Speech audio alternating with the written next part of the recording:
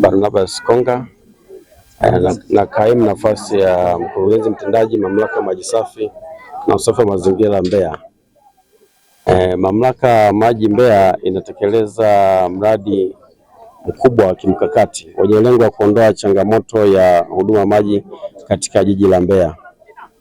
Mradi wa kimkakati unaitwa mradi wa maji kutoka chanzo cha Mto Kiwila, na utachukua maji kutoka Mto Kiwila ambao ni kama kilomita 40 kutoka hapa tulipo kwa njia ya barabara. Mto ule kule kwenye chanzo umehifadhiwa huko chini ya uangalizi wa TFS, na shughuli kuu za mradi ni kama ifuatavyo.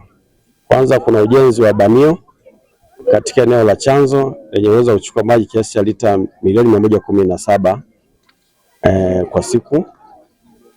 Lakini baada ya hapo, uchimbaji na ulazaji wa bomba kuu la msereko la chuma lenye kipimo cha mita 1.2 kutoka kwenye chanzo mpaka eneo la Nsenga, sehemu ambayo maji yatatibiwa. Urefu wa bomba ni kilomita 26.04 mpaka eneo ambapo maji yatatibiwa. Baada pale yakishatibiwa maji, kutakuwa na tenki la kuhifadhi maji yaliyotibiwa yajeza lita milioni 5, na baada ya hapo maji yatasafirishwa kwa bomba tena kipimo cha mita 1.2 kutoka eneo hilo umbali wa kilomita 11.2 mpaka eneo la New Forest hapa tulipo. Na baada ya kufika eneo hilo maji yataingizwa kwenye tenki ya ujazo wa lita milioni 5. Baada hapo inaunganishwa katika miundombinu iliyopo kutoka kwenye tenki. Na mradi huu unatekelezwa kwa gharama shilingi bilioni 119, ambapo uko chini ya msimamizi wa mradi ambapo ni consultant kampuni ya GKW Consult ya jijini Dar es Salaam, na kampuni wa China Railway Construction Engineering Group, ambapo ndio wanatekeleza, yeye ni mkandarasi anatekeleza mradi huu. Mradi unatekelezwa kwa njia ya usanifu na ujenzi, yani design and build, ambapo utekelezaji wa mradi huu fedha zinatoka serikali ya Jamhuri ya Muungano wa Tanzania kupitia Wizara ya Maji, ambapo Mamlaka ya Maji Safi na Usafi wa Mazingira Mbeya ndio watekelezaji wa mradi huu. Mradi huu ulianza kutekelezwa mwaka 2023 mwezi wa 4 na unatarajiwa kukamilika mwezi Disemba mwaka 2026, yani mwaka huu. Hadi sasa mkandarasi amefika 49% kwa shughuli za mradi ambazo nimesema, ambapo na tunatarajia kufika Disemba au shughuli za mradi ziwe zimekamilika.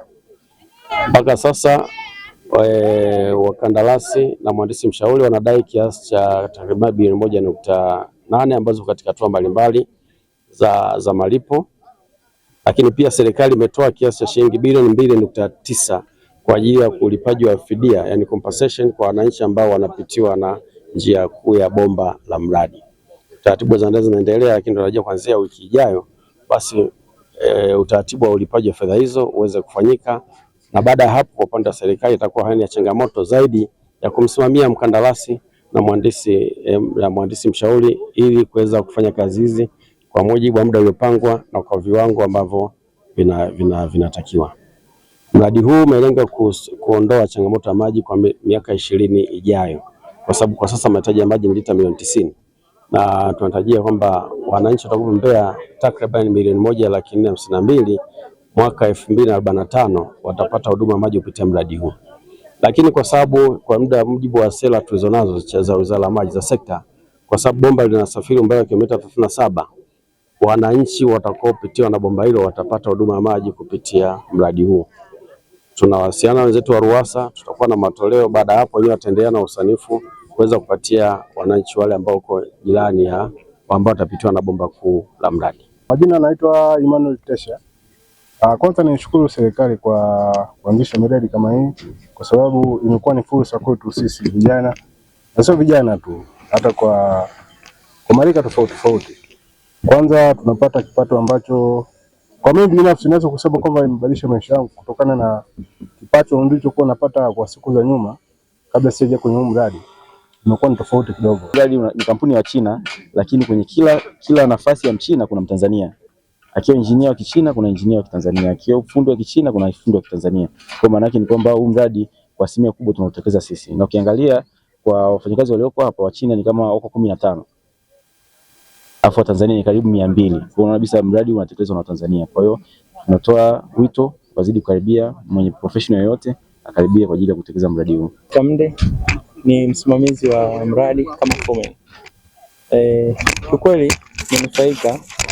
Kwanza nitoe shukrani kwa waziri wenyewe wa kazi kwa kutupandisha wafanyakazi wa chini kidogo, kutuongezea kidogo, nisiseme mshahara, posho, sababu tulikuwa chini ya 16 ametuleta hadi 19,888.